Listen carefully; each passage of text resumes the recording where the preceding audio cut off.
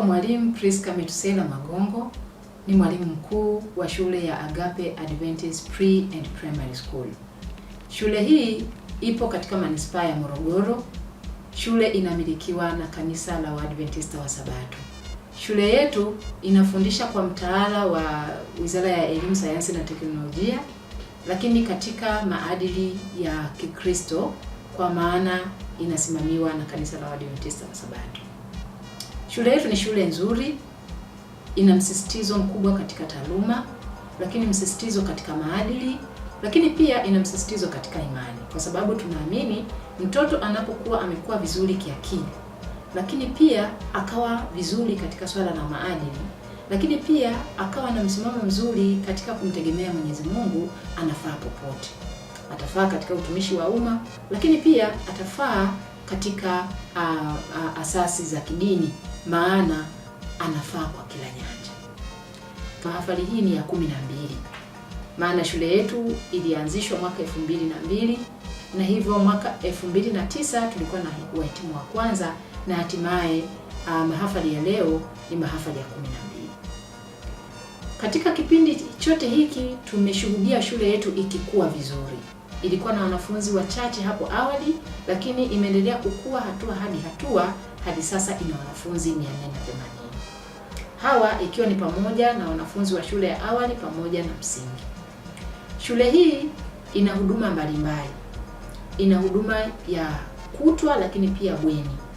Tunayo mabweni mazuri ya kisasa ambayo watoto wanalala kwa uzuri na hatimaye kuwapa nafasi ya kuwa vizuri kisaikolojia, lakini kiafya pia kwa ajili ya masomo yao ya darasani. Shule yetu kwa upande wa kutwa ina huduma ya usafiri ili kuwasaidia wazazi pamoja na walezi kuwa na uwepesi wa kuwafikisha watoto shuleni.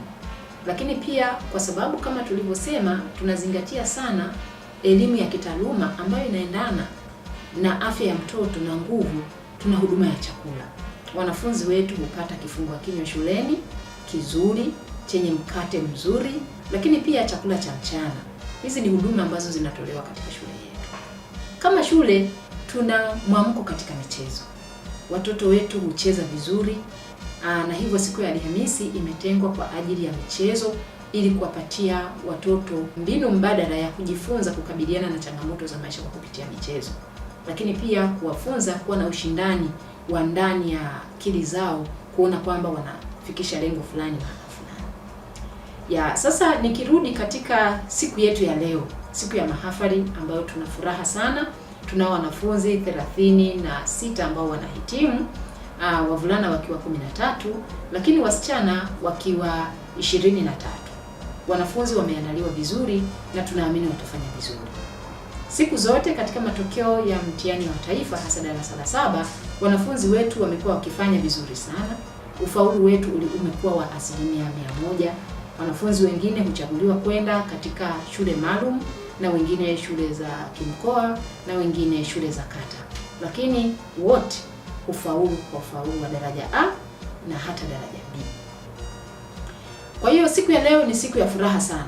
Ni siku ya furaha kwa wafanyakazi, ni siku ya furaha kwa utawala, lakini ni siku ya furaha kwa wazazi pamoja na wanafunzi wenyewe.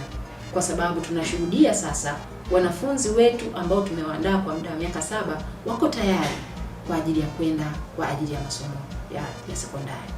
Na tuna furaha kwa sababu tunawapeleka sasa katika daraja la pili la kielimu wakiwa wamekomaa vizuri.